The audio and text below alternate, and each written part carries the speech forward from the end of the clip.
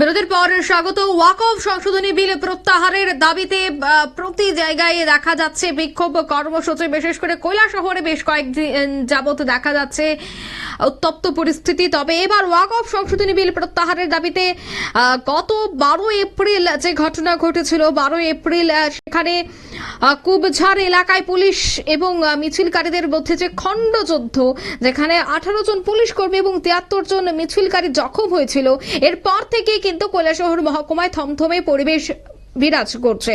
গোটা কৈলাসহর মহকুমায় বাড়তি নিরাপত্তা বাহিনীও মোতায়েন রাখা হয়েছে। ঘটনার সাথে সাথেই সেদিন ঘটনাস্থলে নির্দান ডিআইজি রতিরঞ্জন দেবনাথ সহ পুলিশ সুপার সুধাম্বিকা উপস্থিত ছিল। ঠিক এই অবস্থায় কৈলাসহরে আসেন রাজ্য পুলিশের ডিজি অনুরাগ ধানকর। আগরতলা থেকে উনি সোজা চলে আসেন কৈলাসহর থানায়। কৈলাসহর থানার ওসির চেম্বারে এক বৈঠকে তিনি মিলিত হন। সেই বৈঠকটি বিকেল 4টা থেকে সন্ধ্যা 6টা অবধি চলে। বৈঠকে ডিজি অনুরাগ ধানকর ছাড়াও উপস্থিত ছিলেন নির্দান ডিআইজি রতিরঞ্জন দেবনাথ। তবে এই বৈঠক থেকে কি বলছেন তারা শোনাচ্ছি। একটা ইনসিডেন্ট তো হয়েছে, ওই ইনসিডেন্টের পরে আমরা বিভিন্ন ধরনের স্টেপ নিয়েছি, যেমন ফুড প্যাট্রোলিং, ভেহিকুলার মোবাইল, পাবলিকের সঙ্গে কথা বলা।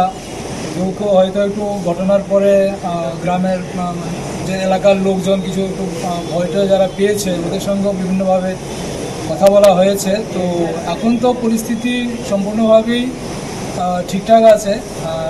এবং অ্যাকচুয়ালি আমি যা দেখেছি, এখানকার মানুষ, এখানকার এই এরিয়ার লোক, এই ডিস্ট্রিক্টের লোক সবাই শান্তিপূর্ণ সহাবস্থানে বিশ্বাসী এবং সেইভাবেই ওনারা থাকতে চান, এভাবেই আছেন এবং আগামী দিনও এভাবেই থাকবেন, এটাই আমার বিশ্বাস।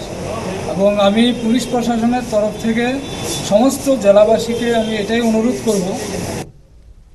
আপনারা শুনলেন পুলিশ আধিকারিকের বক্তব্য। কৈলাসহরে কিন্তু এখনো নিরাপত্তা আঁটো-সাঁটো রয়েছে। শান্তি সম্প্রীতি বজায় রাখার আহ্বান পুলিশ কর্তাদের। নিয়ে নিচে ছোট্ট একটি বিজ্ঞাপন বিরতি, সঙ্গে থাকুন।